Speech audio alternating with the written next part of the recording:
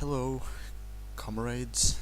Today, this is another one of those kind of random, spontaneous things, but I had planned to talk about another really cliche and also really crazy. Crazy is not the right word, but really cliche and really like absurd. Maybe absurd would be a better word. Um,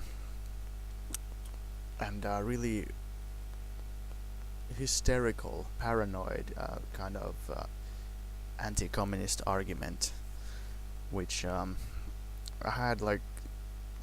had a couple of ideas. Like I thought that I might approach this like I might like make a scripted video with all kinds of like statistics and data and sources and all kinds of stuff, and then I just thought that people have actually done that already, like Jason Unruh, for example.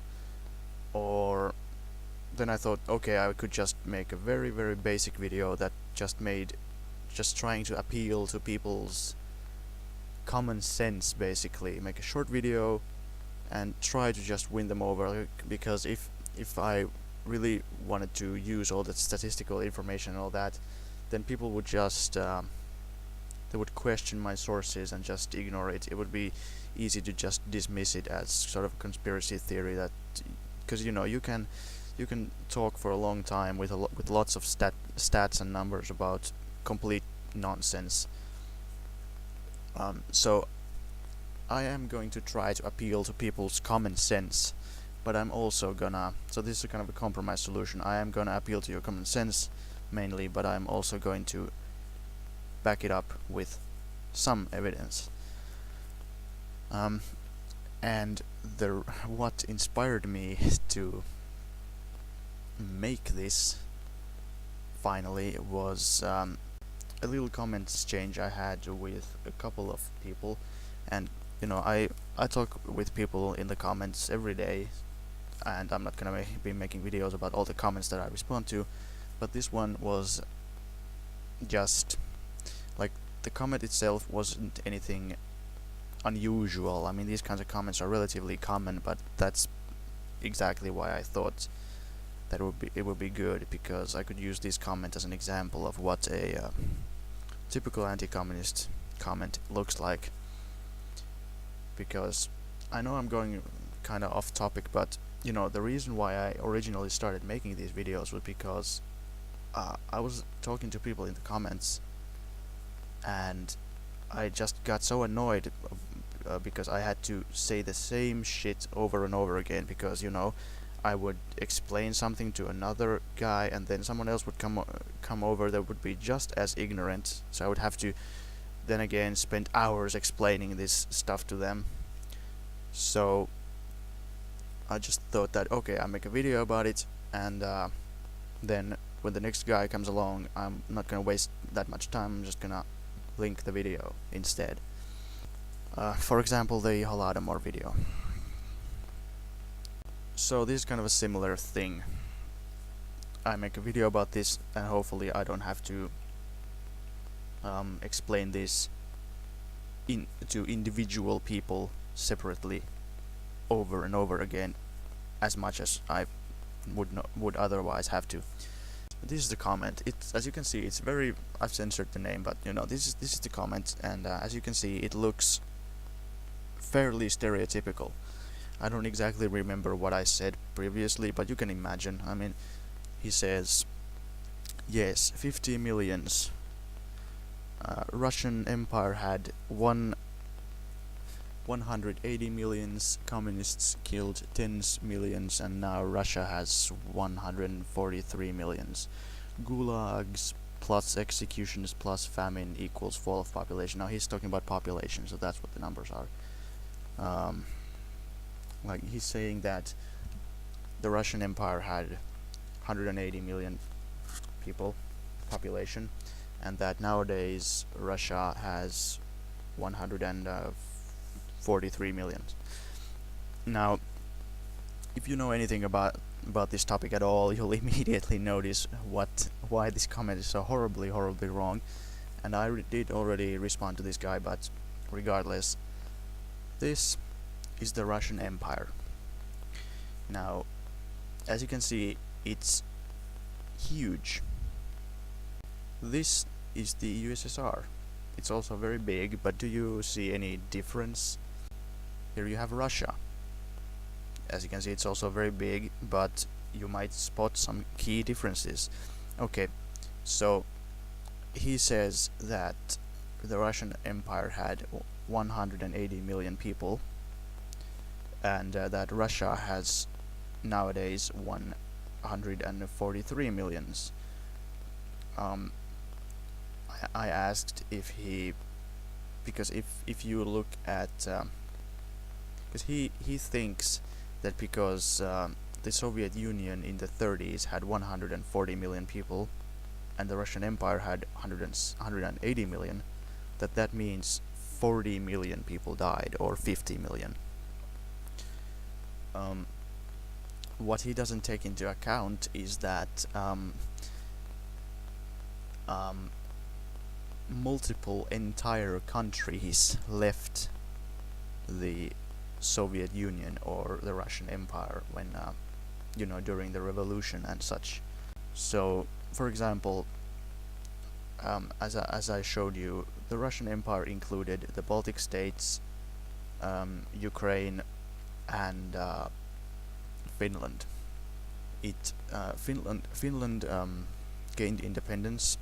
It was actually given independence without a fight by the Bolsheviks. And the Baltic states, same thing. And a good chunk of Western Ukraine was conquered, and a good chunk of territory was conquered by Poland. And I think also a good chunk of territory was conquered by Japan.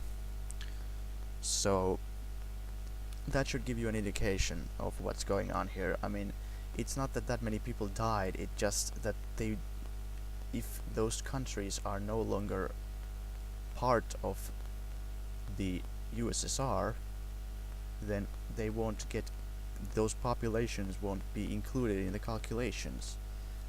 And you can check the math. I mean, if Finland had a few million people, same with the Baltic states, you add it all up, and you get the exact number of. So there was no huge, like 40 million or 50 million people didn't die, especially because this guy thinks that it's because of Stalin, when this happened already like in 19. Like if you compare, Wikipedia has numbers for 1911 and 1920.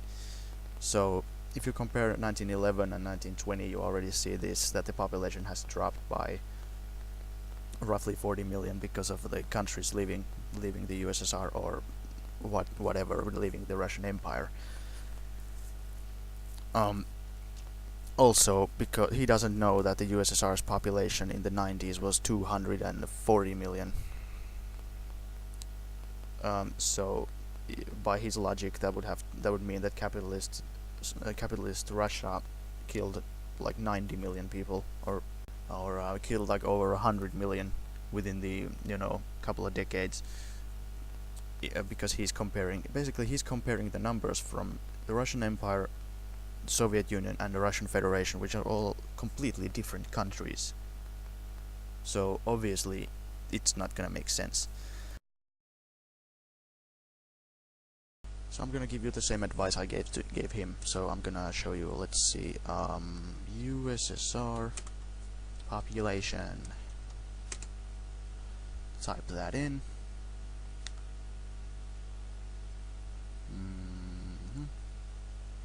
Go to Wikipedia, completely mainstream information, no controversy about the population numbers. You can go to Wikipedia. Usually Wikipedia is not trustworthy when it comes to political issues, particularly communism, because it's always filled with anti-communist propaganda. But about like basic information like population figures and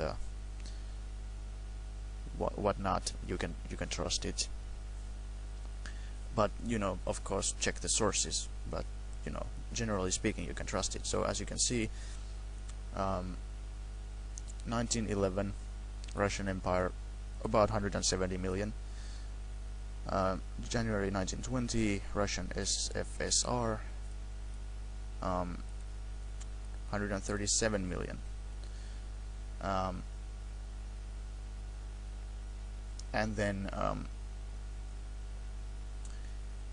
here you can see the population jump upwards pretty drastically, because like during this period, because of obviously during this time there is a lot of population growth, but here you can see the Baltic states are added back to the calculation, so that's like 20 something million.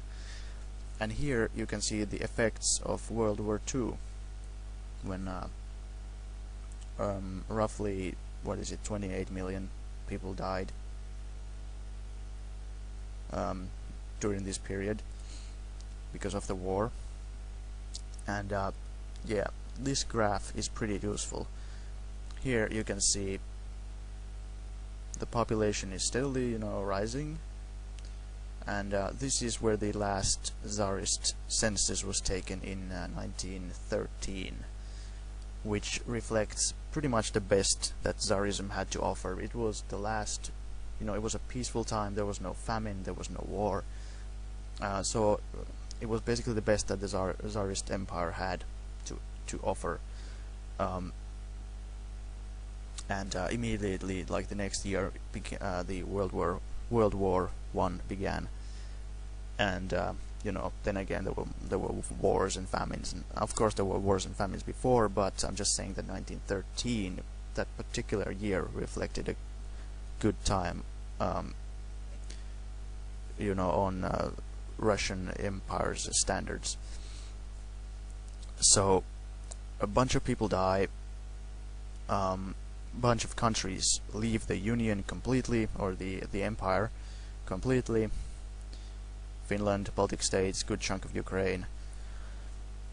World War I, revolution, civil war, multiple countries leaving, and so on. Population drops. And here population steadily increases, as you can see. Even during the 30s, it steadily increases at a slightly lower rate, because there was a famine in the or a couple famines. I think one in Russia in 1930, and then one in Ukraine in 33, which was pretty. Both of those were, particularly the Ukrainian famine, were actually quite bad. But as you can see, there is no massive 100 million people dying. There's nothing like that. If the page actually gives you information about fertility and birth rates, and you can see that most of this is due to, it's estimated that 1 million people probably died in the famine, but you can also see that birth rates decreased a lot, so that obviously would explain the slower population growth, which is usually what happens during famine. Then here you can see the Baltic states are added back to the Union, and then you can see immediately the impact of the Second World War, and then it's a steady rise again. But the point is that there's supposed to be this here reflects 28 million people dying in the war. But this guy, and a lot of people say that Stalin killed 20 million or 30 or 50 or 60 or 100 million, so it would have to have at least the same impact as the war. But some of them say that he killed 60 million, so it would have to have 2 or 3 times the impact of the war. But we don't see that at all. There is no trace of such a thing, and I would venture to say that it's completely impossible to hide something like that. If you were to kill a third of a country's population, let alone like half or over a half of the population, how could you possibly hide that? Also, if you calculate, like, let's say he killed 50 million or 100 million or something, you combine that with the additional 28 million who died from the war, there's like barely any people left. Because, you know, the population was 140 million in the 30s, and increased by about 20, and then decreased by about 20 after the war. Then I would like to tackle some of the... So that's basically the death toll thing, because people say like these crazy things that Stalin is responsible for tens of millions of deaths. You can say like plenty of things about Stalin, but you can't like seriously claim that. I mean, you can say he killed a lot of people, or he authorized the NKVD to kill a lot of people, but it's completely crazy to think that he killed like a third of the country's population, or anything close to that. Okay, but here is a... I picked out this comment simply because it has some of the other pretty common kind of miscellaneous myths and anti-communist arguments which are completely based on fiction. So it says Stalin was a dictator. If you deny it, you're ignorant. Whatever. If the Central Committee did not, because I told him that, you know, a guy is hardly a dictator if he's elected to all his positions, and if the CC doesn't approve of all the things that he proposes, if he doesn't have total control and total power over what the country does, then I don't think he's a dictator. I mean, I think that's the definition of being a dictator, is that you control everything. But if the CC doesn't approve of all the things that you're proposing, then obviously you don't have complete power over the CC. Okay, but he says that if the Central Committee did not accept proposals, they would be killed. Now, I asked him when did this happen? I mean, because this never happened. I mean, if you know the composition of the CC, like during most of the Stalin administration, the same people would be there for years and years, like mostly. Still, like you could say, oh, they were just yes men who just did everything that Stalin wanted, but that's not really the case. I mean, we know what the decisions were, and we know that certain people opposed his proposals. Sometimes even the majority opposed them, and yet those same guys remained there. And like I'm pretty sure that the idea that, you know, if you did not approve, then you would be killed, I think this comes from the Moscow trials, but it comes from a very poor understanding of the Moscow trials, because, you know, I'm not even gonna go into if the trials were fake or not. I'm just gonna say that the people who were convicted, you know, mainly Zinoviev, Kamenev, Bukharin, they were not members of the Central Committee. They had not been, like, Zinoviev and Kamenev had not been members of the Communist Party for nearly 10 years. And Bukharin also was really, like, completely powerless and marginalized. Had no position of power whatsoever. You know, the Western history books always, like, say that they were, you know, Stalin's political rivals, but they were hardly political rivals, because they were not in politics basically anymore. Or they were, but not in legal politics, because they were not in, most of them were not even in the party anymore. Zinoviev was kicked out of the party in 27 together with Trotsky.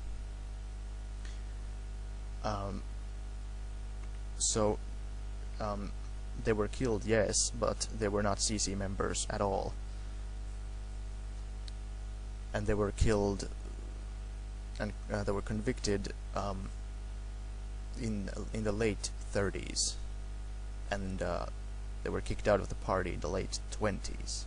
So it's not like, you know, they just vote on a decision and then some guy opposes Stalin and gets immediately executed. No, these guys, they opposed him 10 years prior. Then they were completely defeated and marginalized, or even kicked out of the party, and then later they're convicted of completely separate crimes. You know.